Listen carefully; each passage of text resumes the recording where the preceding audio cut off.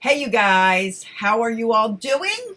Welcome to the broadcast for this evening. I have to adjust my chat screen here so I can see everybody.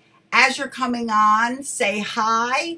Welcome also to my replay viewers. I really appreciate you being on. Let me get myself going the other way so I'm kind of like centered for you guys. So, tonight, by special request, we wanted to talk about stranger danger. And we're going to talk about what you need to be teaching your kids, okay? Let me fix my screen a little bit here so I'm not like, good. Okay, so as you're coming on with me live, super grateful that you're here live. Let me know who you are, say hello, put a little emoji in the comment, and so I know that you're here. Grateful that you are here. Also grateful to my replay viewers. You guys can give me a hashtag after party. If you're on Facebook, comment, tag me in a comment. If you're on the replay, I will see it and reply. If you're on Periscope, I'd love to have you friend me on Facebook. I do a lot of my biggest stuff on Facebook. But also, if you're on the replay on Facebook, you can share it out. I know you can't comment. On Periscope. You can share it, but I know you can't comment. So while we're talking about sharing, guys, let's all just share this out to all our peeps because we really want to keep our kids safe. And this is our baby safety month. So we're keeping our babies nice and safe. Hi, Nick. How are you? All right. So let's get talking a little bit about who I am before we go to stranger danger so I know what I'm talking about. I'm Celia. I'm your family empowerment coach, and I'm here basically to offer you parents and caregivers tips, strategies, techniques that will really empower you as a parent or caregiver and help you to turn around and empower your kids that are in your care so that you can all reach the vision that you're looking for. For the most part, I take parents of toddlers in 90 days and I get them to stop yelling, shout me, this is how you connect to me, and let's get rolling. And if you're not on our Pumped Up Parenting group, by all means, on Facebook, like it, hang out, join us. We have lots of great parents doing a lot of great stuff in there. Okay, let's talk about stranger danger. So, hold on, I have to see. Okay, got it. All right, just had to make sure I could see you, Nick. All right, and your comments. Okay, so here's the thing about stranger danger. First of all, why are we so concerned about strangers? Well, the basic reason is we fear for our child's safety. We hear a lot of stories and a lot of things going on, and we fear for our child's safety. And we don't want them being like grabbed by some weirdo down the street. So let me give you a few facts, and that is that most child abductions are not done by strangers. They are done by family members. The majority are people they know.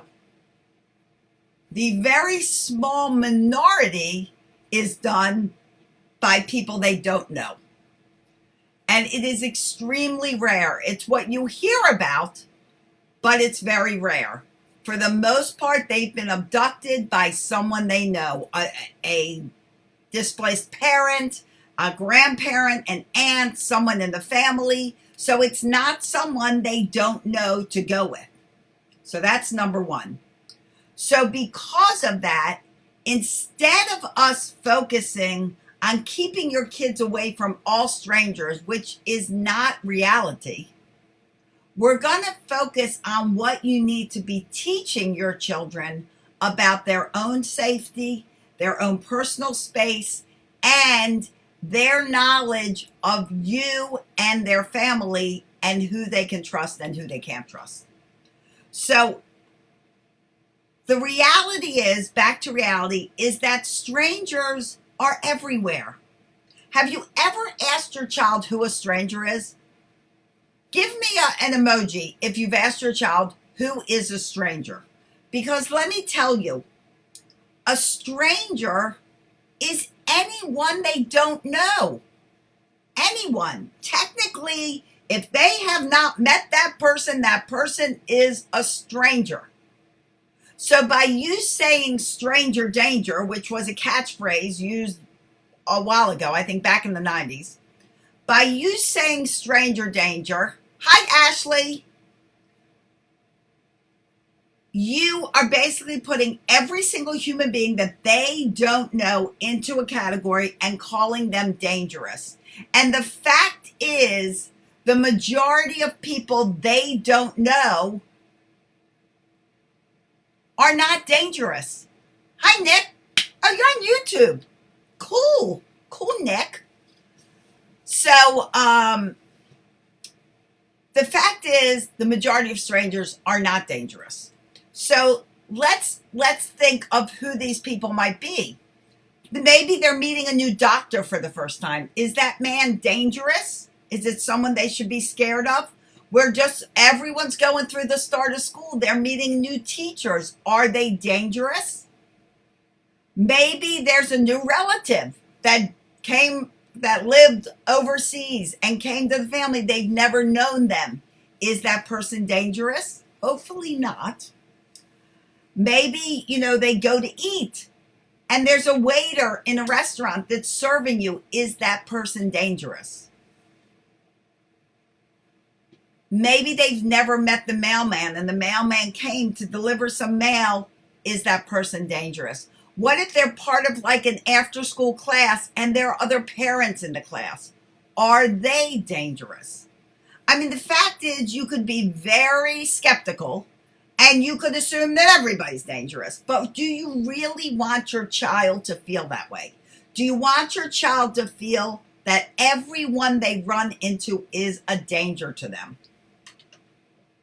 I think, Ashley, you had mentioned in the last broadcast that if your kids are playing in the street with their other friends and someone had walked back to them or someone had called out in the van, what should they have done? And I recommended that you tell them that if they're not a neighbor and they don't know them, to not, have any much to do with them because they're not with you. And so if they're driving by a van, things like that, just keep doing what they're doing. If they feel unsafe, they run away. So let's teach kids to trust, to speak to other human beings, to be friendly, to be kind, to be generous. And you know what? The more they talk to good strangers, the more they will realize what it feels like to talk to someone safe. I had told you about that time that little girl was on the highway and I picked her up and got her into my car. Now, yes, I was a stranger, but was I dangerous? Absolutely not. Was it more dangerous for her to stay on that highway and walk on the curb? Or was it more dangerous for her to come with me, a perfect stranger? It was more dangerous for her to stay. And she felt comfortable with me. She didn't fear me. That's what you have to get your child to know. The more they speak to people that they don't know, and the more they feel comfort with various people, when you go to a restaurant, have them order their own food if they're old enough to. If they want, fish, dinner, instead of you ordering for them, let them order to the waitress. If you're in the food store and you're getting checked out by the clerk, let them also say thank you along with you saying thank you. Let them see you talking to strangers. Because what we have as adults is we know when a situation feels weird. We know when we get that little feeling in the pit of our stomach and we start feeling a little bizarre, we know that feeling is an uncomfortable feeling, and that may indicate that this situation is not safe. The more people they talk to, the more they will understand a safe situation. They will be able to read nonverbal cues. They will see smiles. They will see a gentle way of speech. They will get to recognize tone. Hi, Courtney. They will see these things the more they speak to a variety of people. But when they get that uh-oh in the pit of their stomach, they're talking to someone, and it could be someone they know. Could be an uncle. Could be a grandparent. Could be a brother, a sister. It could be anyone, and they get an uh-oh in the pit of their stomach. That's what you want them to pay attention to. When they feel like something is just not right, that's what you want them to recognize. You want them to be able to recognize, this does not feel safe to me. I am going to say no. If someone's asking me something, I'm going to walk away, or I'm going to run away. And I'm going to go straight to my mom or dad or a neighbor that I know. What you want them to know is that they can run away. They can say no when something feels uncomfortable to them. And that if someone's saying to them, don't tell your mom, keep this a secret, that is never good. So you need to tell them that if someone's telling you that, this is never a good situation. You never listen to anyone that says, don't tell mom or dad. Now, that goes for grandparents, people that want a surprise. There's no like, oh, sometimes you can and sometimes you can't. No. Your home must have a policy of no secrets, and no secrets means no secrets. You cannot say, oh, don't tell grandma. It's our little secret. No. Because then they're like, well, when's the secret good and when's the secret bad? I don't know. I could do a secret now, but I can't do a secret then. Or, Uncle Joe, he wanted me to keep a secret, but I guess I could because mom wanted to keep a secret from grandma. No, it has to be a straight policy of no secrets. Do not ask your kids to keep a secret. Do not ask your kids to lie for you. Do not say, oh, don't tell grandma about this, because that's basically giving them permission to lie, to keep a secret, and it's giving them permission to keep a secret. You want a no secret policy. Everything's out in the open. They can tell you anything they want without judgment. You want them to be able to come to you and say, you know what? I felt really awkward, or they may not say awkward depending on their age. I felt really uncomfortable. I got a big wiggly feeling in my stomach, and I didn't feel good when I was with my cousin. They need to be able to tell you. Maybe they're both young and the cousin was getting a little too let's play doctor-y, and they didn't feel good. They need to be able to come and tell you. It might have been perfectly innocent, but they don't feel comfortable. They need to come to you. No secrets, a no secret policy, 100%. So instead of teaching kids not to trust anybody, you want to teach them to trust their own observations and their own feelings. That's what they need to trust. And if they don't know someone that's talking to them on the street, and they're like in a car, or there's someone they really don't know, if they're with their friends, then they walk away and they go to your house, your house. That was home and house mixed up. Or they go to a neighbor's house that they feel comfortable in. It's good for them to know a certain number of kids, a certain number of neighbors. My daughter lives in a neighborhood. She lives in this little kind of like a court. Her kids know all the people in that court. They can run to any home at any time. And we know they're safe if they're there. You never know what's going to make a child feel unsafe. And if they feel unsafe, if there's a car driving by and they don't get a good feeling about it, they can run away or scream and run away if they need to. Let them know that all that is okay. But to blatantly put a label on every stranger being dangerous is really not so. And the majority of strangers are good people and would probably help your child if they needed to, like I helped that 5-year-old. So let's go through a little summary about this. And guys, if you have any questions, put them in the comments, okay? Because I'm going to go through a summary and then we will be through this, all right? So, number one, what is the truth about this? The truth is, in life, you need to talk to strangers. Kids need to talk to strangers. As you grow up, you need to talk to strangers.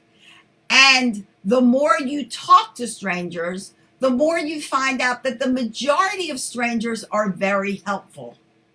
They can express themselves. The more they're able to read the expressions, the tone of voice from another person. If someone is smiling and talking friendly to them, probably not a threat. But if someone's very forceful and they don't know them so well, they may not feel so comfortable. And they need to learn these levels of comfort so that as they grow up, they know what they feel good about and what they don't feel good about. Okay, what you have to do, you have to teach your kids that it is okay to say no. It is absolutely okay to say no. If they feel personally threatened, if somebody's bullying them, whatever is going on, it is okay to say no and walk away or run away. You have to teach them never, ever keep secrets. We never keep secrets. No matter who is asking you to keep secrets, even if it's a grandparent, you can simply say politely, Grandma, we don't keep secrets. Not in our house. You also teach them that if they're somewhere they feel unsafe, they scream, they yell, they run away to the closest spot where they feel safe. That may be your house, maybe a neighbor's house, maybe indoors to a school, maybe in a mall, wherever it is. Hopefully they're not in a mall all by themselves if they're young. And you teach them that if they get that uh-oh feeling in the gut of their stomach, if they start feeling a little weird, hi Shambrel, that they need to go with that feeling. If they feel like this is not right, I do not feel comfortable no matter what the other person is saying, even if the other person is a kid, they need to go with that gut feeling, that uh-oh feeling, and get away and tell a safe adult. Be it a teacher, be it a principal, be it you, be it a cousin, an uncle, a neighbor, whoever they feel safe with, they need to get away and tell them. All right. So know that the more kids talk to strangers, the more they will learn about themselves. The more they will learn about their own feelings, their own limits of safety, their own personal space. It really helps them grow. And the important thing to remember is that the majority of strangers that your children will speak to, that you speak to, that we all have to speak to in life are good human beings. And they're not out to harm any of us. Most of them are willing to help you. So don't just blatantly do that stranger danger thing. I don't like that phrase. I used it because it's common and people recognize it. But it indicates that every stranger is dangerous. And that's just not true. The majority of them are pretty wonderful, great people. And you've always got to talk to strangers. So how will your child designate who's good, who's bad? They have no idea. There's nothing you can tell them who's good, bad. Okay, you can talk to the mailman. You can talk to the trash man. You can talk to the the waiter, you can talk, like, it doesn't make any sense. There are so many strangers to just put them all in a pile and say, if they're a stranger, you don't talk to them. That, guys, by the way, I'm not seeing comments. I realize I'm looking at this and I'm realizing that oh my gosh. Okay. So here, now I can see them. I'm looking on my phone because it's reading your names and not comments.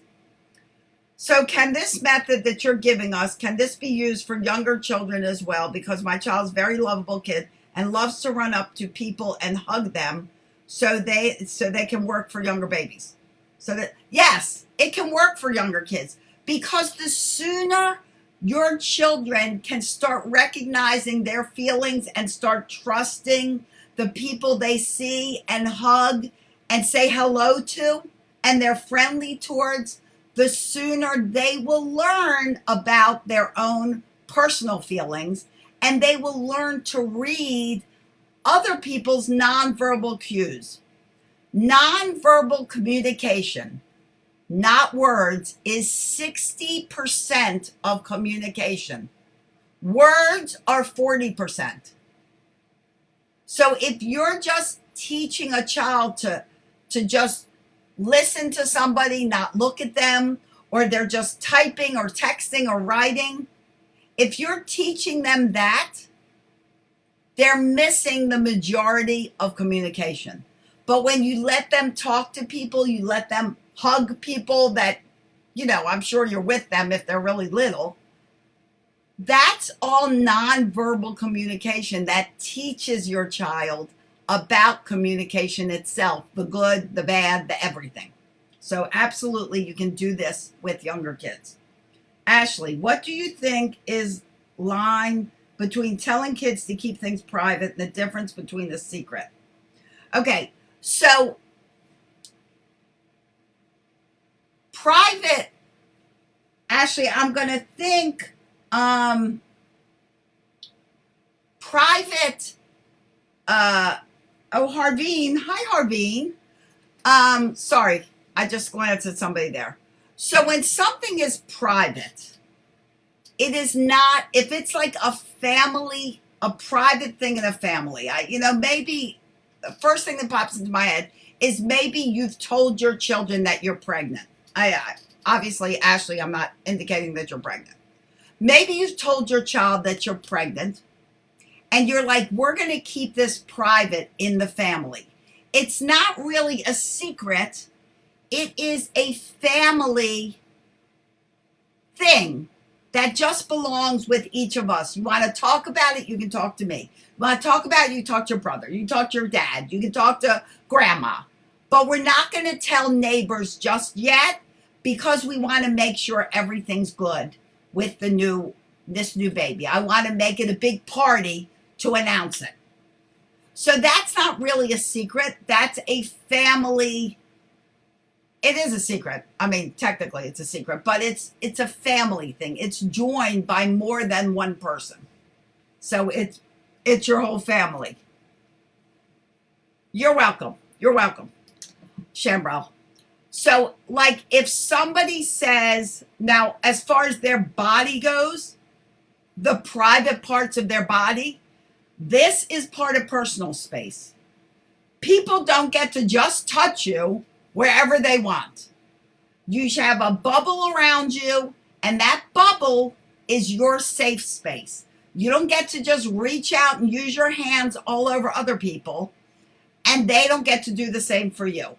That's all private space. And the word private is a good word. It's not a secret, it's private. Sorry, I have to just make sure. You're welcome, Ashley. Did that explain it? I hope that helped. So, a secret is usually between two people. So it's usually someone saying, don't tell mommy that we did this. Don't tell daddy that we did this. It's usually between two people. Something that's kept private is usually kept private with a group of people. For instance, the family. Good. I'm glad that helped you, Ashley. I'm glad I looked at the comments because all of a sudden I realized what is going on here with the blank spaces. My son orders the filet. That's so funny, Ashley. I just went back and saw that. My daughter, she used to always order crab cakes. So when my parents would take her out and go, well, what do you want to eat? She would go crab cakes. Not like McDonald's or anything. She'd want only the best. Like your son. So that's the fine line of a secret or keeping something private. It is a fine line. It's like the fine line between tattling and telling something that is, going to get somebody hurt. When you tattle, usually tattling is between two kids and they're tattling to get someone in trouble.